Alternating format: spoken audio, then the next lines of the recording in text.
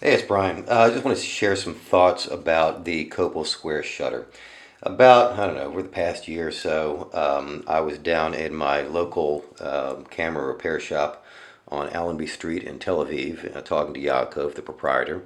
And he just happened to mention to me, but we're just chewing the fat about stuff. And he says that 30 years ago or so, he bought a replacement shutter for an FM, for Nikon FM.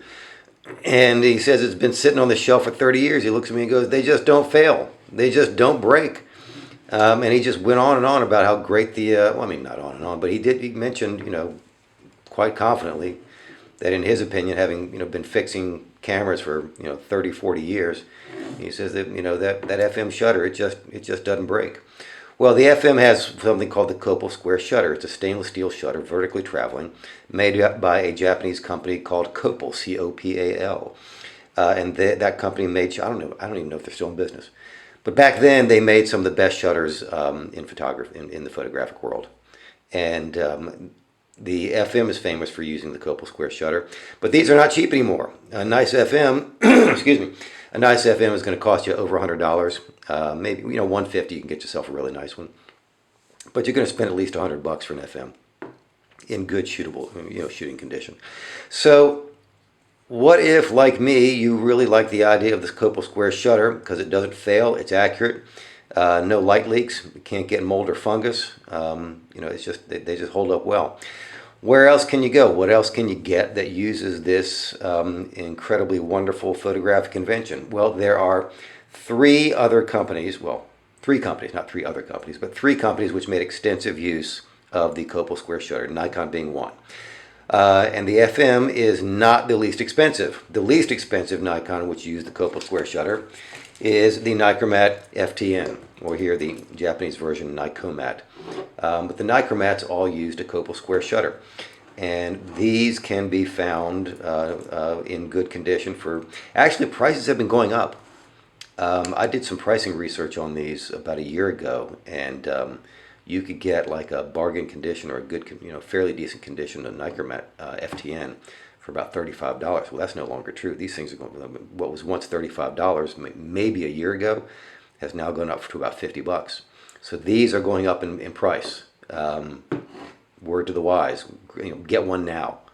These are increasing in price, and they will continue to do so because they don't fail. Again, it's one of the all-metal, built like a tank SLRs, and it's got that Copal Square shutter. It just doesn't fail. This thing will be reliable for many, many, many years to come.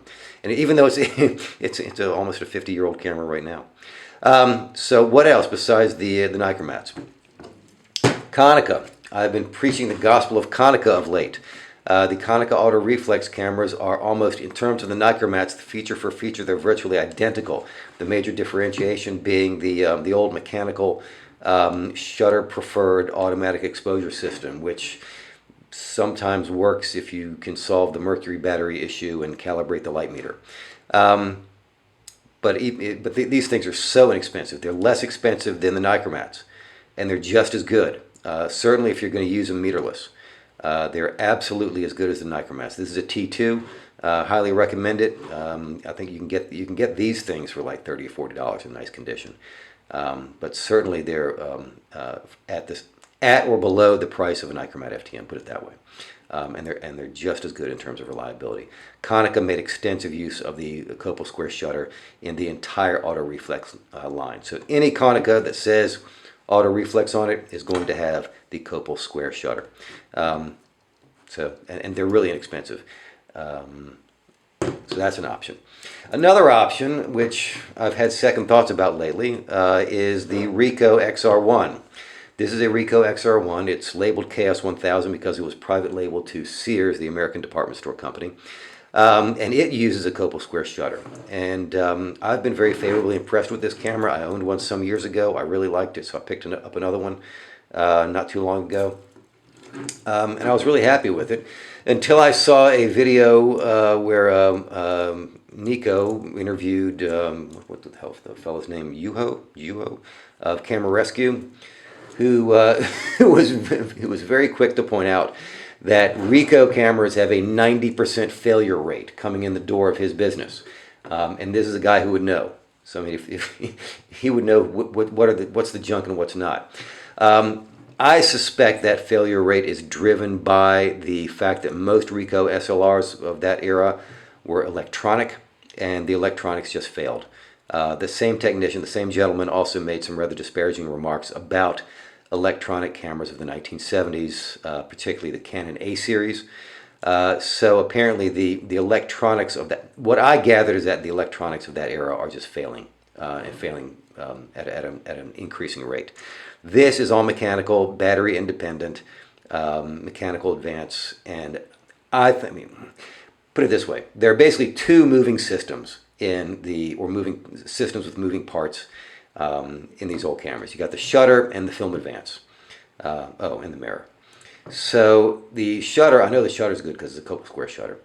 The contemporaneous test done of this camera by Popular Photography, I read it over the other day, and they gave it high marks. They gave it very high marks for build construction. They said that the camera uses plastic, but primarily in non-critical areas. And they specifically talked about the stainless steel ball bearings and the film advance mechanism, and praised them for the sturdy build. So I'm not convinced that the XR1 is failure prone. I think that what the fellow was talking about was the electronic cameras. At least I hope so. So anyway, that's just my 2 cents worth on some options that if you've heard and if you believe, as I do, that the Copal Square shutter is a great, reliable, wonderful piece of machinery that has lasted over the years and is likely to last well into the future, as I believe, and you're looking for a camera that features that shutter, those are your 3 primary brands that use that shutter extensively: Nikon, Konica, and Ricoh. Although with Ricoh, beware of the electronic cameras. Most of the Ricohs were electronic. This is their first mechanical SLR featuring the bayonet mount. Came out, introduced in 1978, and I remain impressed. I'm not giving up on it. I'm not convinced that the failure rate applies to the mechanical cameras. I think he was talking about electronics. I hope. All right, so just my 2 cents worth for the day. I hope you found this useful. If so, please subscribe and check out the links below. Thank you so much. Take care. Bye-bye.